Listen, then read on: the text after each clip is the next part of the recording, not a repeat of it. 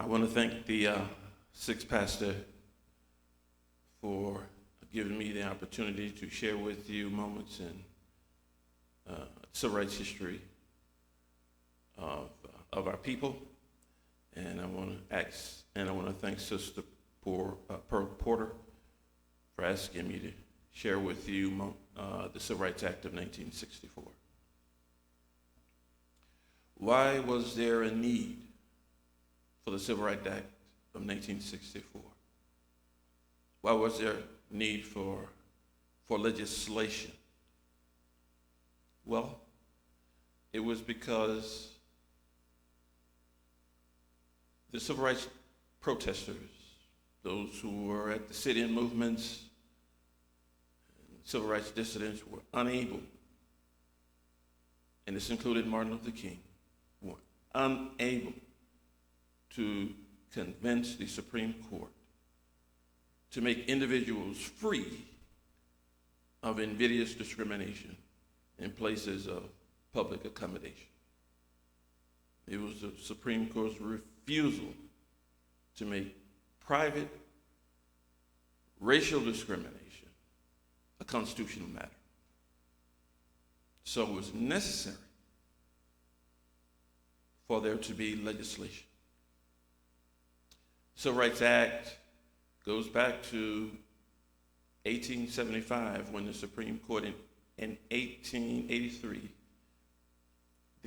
declared or struck down the Civil Rights Act of 1875, or at least provisions, those enabling provisions in the section 5 of the Civil Rights Act.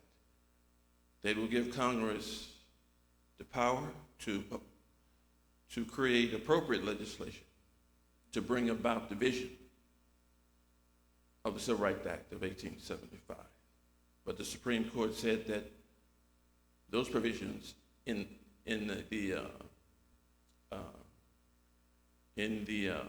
section that spoke to public accommodation went well beyond the 14th Amendment. It went beyond the scope of the 14th Amendment. But the Civil Rights history, the Civil Rights Act goes back quite a few years. And so it began in earnest in 1963 when JFK saw what was taking place in Birmingham, Alabama, when there was the interposition of nullification, George Wallace standing in the doorway, blocking the entrance of Vivian Malone and James Alexander Hood from registry at the University of Alabama. He stood in the doorway blocking these two registrants, spouting segregation today, segregation tomorrow, and segregation forever. John F. Kennedy sent federal marshals down there to ask the governor to stand out of the way. He eventually succumbed.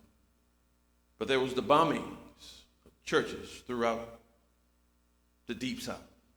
The bombing of the 16th Street Baptist Church in Birmingham, Alabama, that killed four girls. And then there was Bull Connor turning loose of the dogs and the fire hoses on civil rights protesters and the dissidents. A sidebar here. A water hose is just a water hose, but a fire hose will knock you off your feet. It'll knock you down and then some. But John F. Kennedy spoke to the nation. He said that there was a crisis in the land. And he had prepared, and he was going to make legislation to allay and to solve the unrest in the land, most particularly Birmingham, Alabama. And that legislation became the Civil Rights Act of 1964. Title II of the Civil Rights Act of 1964 would end discrimination in places of public accommodation. Title VI would enjoin the federal government from giving public funding to those agencies and organizations that participated in racial discrimination. Then there was Title VII, which would end discrimination in broad areas of the employment marketplace. John F. Kennedy, at first, he wavered on whether to solve the problem, the unrest, and to bring relief to African Americans throughout the land, to either go the constitutional route through the Supreme Court or either legislation. John F. Kennedy decided another method, another source, as opposed to the having the Supreme Court to go over those same cases where the Civil Rights Act had been denied, declared unconstitutional because it went beyond the scope of the 14th Amendment. The 14th Amendment said no state may deny an individual within its borders or its jurisdiction the equal protection of the laws. And that normally was translated into a type of state action where those who discriminated against African Americans because of their race and required the state government to enforce that racial exclusion. So John F. Kennedy said, we're not going to go through all that again. We're going to, instead of use another source was the 14th Amendment, Section 5. Section 5 giving the Congress appropriate authority to create legislation to end racial discrimination, invidious racial discrimination in place of public accommodation.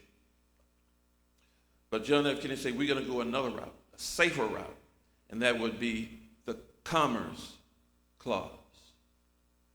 The Commerce Clause, Article 1, gives the federal government the authority to regulate interstate commerce between the United States and other nations, to regulate commerce between the several states and among the Indian tribes. So this would be a safer route than having the Supreme Court to face its prior decisions, its stare decisis, or its precedent on racial discrimination in places of public accommodation. You know,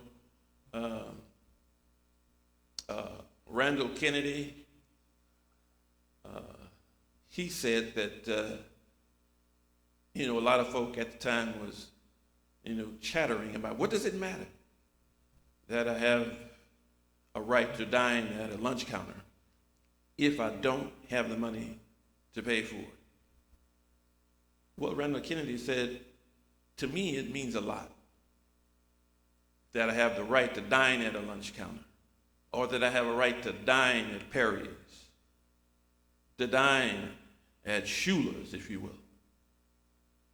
Even though I don't have the money at the time, my bank account can't handle it, I don't have the money to pay for it, but it matters to me that I have the right to dine at a lunch counter.